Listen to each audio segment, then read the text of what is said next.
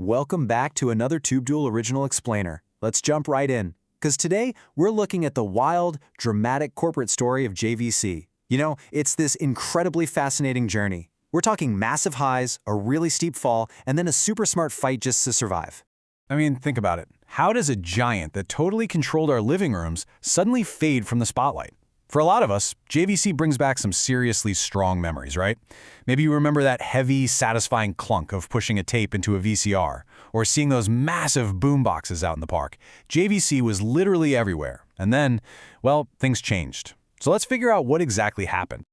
Let's start right at the beginning, the origins of a giant. JVC was actually born way back in 1927. They started out as the Japanese branch of an American company making phonographs and records, and they grew fast. By 1939, they built Japan's very first locally made TV. But then World War II happened, ties with their American parent company were completely cut, and JVC had to figure out how to survive on their own. Flash forward to 1953, and Matsushita, which we all know today as Panasonic, bought a majority stake. That was a game changer. It gave JVC the power they needed to expand all over the globe. Which brings us to their golden era, winning the big format war. As we move into the 1970s, JVC introduced something that completely flipped the electronics world upside down. In 1976, they dropped the HR3300. That was the world's very first VHS video recorder. Before this, if you missed your favorite TV show, well, tough luck, you just missed it. But the launch of the VHS format changed the rules. Finally, ordinary people could just hit record or watch movies right from their couch. It was basically magic. But JVC wasn't fighting this revolution alone.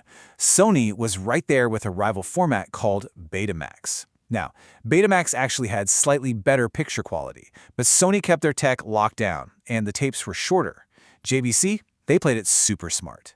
They designed VHS tapes to hold way more recording time, and they shared their technology through open licensing. And you know what that means? More partner brands meant more video rental stores chose VHS. That brilliant strategy helped JVC absolutely crush Sony's Betamax. And winning that war turned them into true icons of pop culture. Just think about the 1985 classic Back to the Future. Doc Brown holds up a camera and yells, "This is truly amazing, a portable television studio." Well, that camera was the JVC GRC-1. Having their camcorder front and center in a massive blockbuster film like that, it just proved JVC's huge cultural impact. Filming home movies became incredibly popular overnight. They totally dominated our daily lives. That red JVC logo was famous everywhere.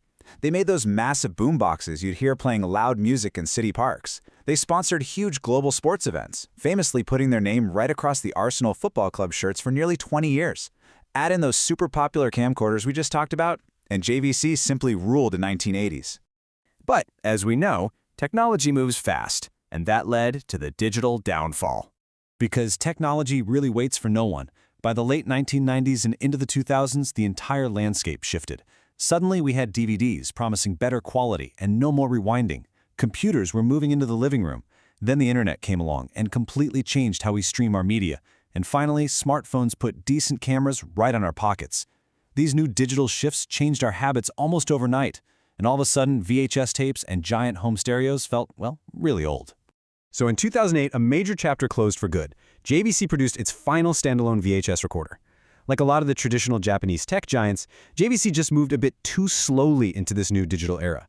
They struggled to turn a profit on normal consumer goods and ended up losing their top spot to faster, super aggressive rivals coming out of South Korea and China. Which takes us to their survival and what the future holds. This is where the story gets pretty inspiring, because instead of just packing up and disappearing, JVC adapted. Back in 2008, they merged with Kenwood to create the JVC Kenwood Corporation. They knew fighting a losing battle in cheap consumer electronics wasn't going to work.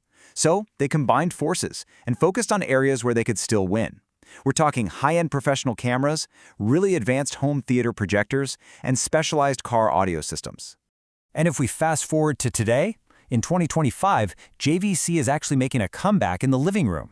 They just signed a licensing deal with Superplastronics to sell premium smart QLED TVs over in the massive Indian market. It just goes to show you that the historic JVC brand name still holds some real power and trust with people today. And that actually brings us to a huge milestone. In the year 2027, JVC is going to celebrate its 100th anniversary. Think about that for a second. Going from making wooden phonographs in the 1920s to smart TVs and professional audio today, it really proves that being able to adapt to a changing market is the ultimate key to staying alive in the corporate world. So, I'd love to hear from all of you. What old piece of technology do you miss the most? Is it that heavy, solid click of a VHS tape, or maybe carrying around a giant boombox? Drop your nostalgic tech memories down in the comments. Thanks so much for hanging out and exploring this explainer with me today. Keep learning, and I'll catch you next time.